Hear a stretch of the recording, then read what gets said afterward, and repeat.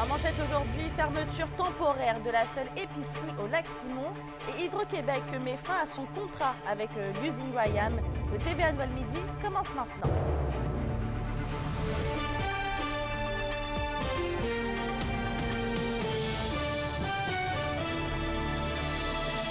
Bon lundi tout le monde et bienvenue au TVA Midi. Le marché bonichois dans la communauté de Lac-Simon va demeurer fermé pour une durée indéterminée. Et d'après les informations du Conseil de la Nation Anishinaabe, le commerce aurait un déficit cumulatif de plus d'1 million de dollars, une comptabilité déficiente et serait insalubre dans le département du prêt à manger. Des vols fréquents de marchandises et d'argent ainsi qu'un service à la clientèle insuffisant ont aussi été observés. Par contre, l'accès au bureau de poste sera possible entre 12 et 18 heures du lundi au vendredi. Les élus de la Première Nation souhaitent redresser la situation qui perdure selon eux depuis maintenant un bon moment. Une décision quant à la réouverture de la seule épicerie de la communauté va être prise après l'analyse de différents facteurs dans le dossier. On va dans un autre dossier. Hydro-Québec et Rayam au Témiscamingue doivent mettre fin à leur contrat. C'est en raison de la fermeture temporaire de l'usine de cellulose qui est prévue le 2 juillet prochain, qui, on le rappelle, cause également la mise à pied de 275 employés. Les résidus de biomasse qui alimentent un système de chaudière et de turbines électriques ne seront plus produits. Près de 50 mégawatts étaient fournis à la société d'État grâce à ce contrat depuis 2012.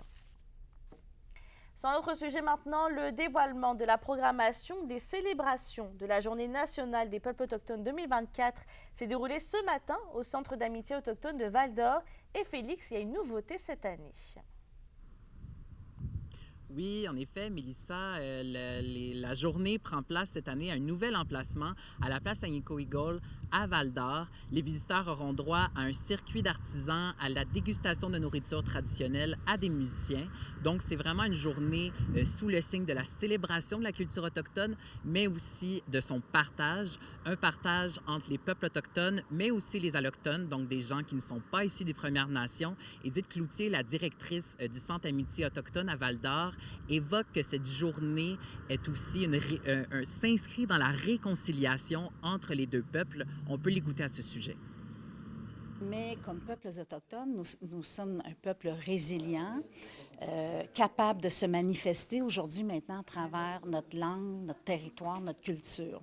Mais la réconciliation, ça se fait à deux. Et donc, c'est par des gestes comme un événement comme celui dont on convie la population qu'on peut marcher vers cette réconciliation. C'est le 22 juin que prendra place la journée de 13h à 16h30. Je vous reviens au TVA de 18h avec un reportage complet. Ça ne pas manquer. Merci Félix. Au plaisir. Et d'ailleurs, en lien avec les Premières Nations, Québec injecte 650 000 $ pour prévenir la violence conjugale et familiale chez les personnes autochtones en milieu urbain. Et dans la région, c'est justement le Centre d'amitié autochtone de Val-d'Or qui pourrait recevoir sa part du gâteau et ainsi financer une clinique légale venant en aide aux victimes de violences conjugales ou familiales. L'investissement est dans le cadre de la deuxième phase d'une démarche initiée par le regroupement des centres d'amitié autochtones du Québec. C'est la mise en place d'une clinique en justice communautaire autochtone. On a déjà une base de services avec des services conseils, avocates, compréhension des droits des gens, accompagnement à la cour et donc à travers un financement supplémentaire de Conditions féminines Canada qui transite vers notre association provinciale, mais ce sera une opportunité d'ajouter un financement pour bonifier ces services. Avec les précipitations prévues, les feux à ciel ouvert à proximité des forêts sont de nouveau permis en Abitibi-Témiscamingue. L'interdiction en vigueur depuis le 4 juin a été levée depuis samedi dernier pour la région. Et on rappelle que la Sopfeu et le ministère des Ressources naturelles et des Forêts avaient pris cette décision pour prévenir les incendies dans un contexte de risque élevé. Et on reste dans le thème de la forêt puisque les dernières pulvérisations d'insecticides biologiques BTK sur des forêts publiques et privées ont eu lieu mercredi. L'objectif était de traiter les infestations de tordeuses des bourgeons de l'épinette en Abitibi-Témiscamingue. Le programme de protection a protégé une superficie de plus de 104 900 hectares comme prévu. L'équipe de la SOPFIM va rester sur le terrain pendant encore quelques semaines pour compléter les relevés forestiers et entomologiques. Ils serviront d'analyse pour les résultats du programme de 2024. On passe dans le monde municipal maintenant, puisque c'était jour de vote hier pour les citoyens de la ville d'Amos. Une élection partielle avait lieu pour combler le siège numéro 1. Et c'est Mario Bédard qui obtient officiellement la majorité avec 339 votes, soit 35,4%. Un total de 958 électeurs et électrices ont été aux urnes de l'école secondaire d'Amos, pavillon La Forêt, ce qui représente un taux de participation de 9,34%. Dans un autre dossier, la Fédération des syndicats de l'enseignement et l'Association des enseignantes et enseignants du Québec ont signé aujourd'hui une entente nationale et ça porte sur les conditions de travail des enseignants. L'entente est en vigueur depuis hier, ce qui va donc permettre de préparer la prochaine année scolaire. Le gouvernement doit également verser aux enseignants les augmentations salariales à la mi-août et plusieurs mesures ont été mises en place aussi pour alléger des tâches dont la possibilité de faire du télétravail et l'ajout d'aide à la classe. En santé maintenant, la Fédération des travailleurs du Québec en santé et services sociaux ainsi que le syndicat québécois des employés de services ont conclu une entente eux aussi ce matin après plusieurs semaines de négociations. Avec cette nouvelle convention, plusieurs nouvelles primes seront offertes aux travailleurs et travailleuses de la santé. Et au total, c'est près de 30 000 membres au Québec qui vont bénéficier de cette nouvelle convention collective qui va entrer en vigueur dimanche prochain. Tout au long de l'été, des kiosques de soutien et de soins communément appelés Safe Space vont être déployés dans différents festivals du territoire. L'objectif est de permettre aux festivaliers d'obtenir de l'appui en cas de malaise, d'agression ou d'intoxication. Les organismes Le Point d'appui, la Coalition d'aide à la diversité sexuelle de l'Abitibi-Témiscamingue, le groupe IO ainsi que le CAPAX Abitibi-Ouest font partie de cette initiative dont vous pouvez en voir entre autres dans les espaces sécuritaires au Festival équestre de la Sarre, au Boréal Show ou encore à Ossisco en Lumière. La question du jour TVA, une présentation de Mobilier Bélan qui vous offre depuis plus de 50 ans un service de qualité et un grand choix de matelas, mobilier, électro au prix compétitif que vous recherchez. À la question du jour, on vous demande, trouvez-vous que les festivals dans la région sont des endroits sécurisés? Pour voter et commenter, rendez-vous au tvaabitibi.ca.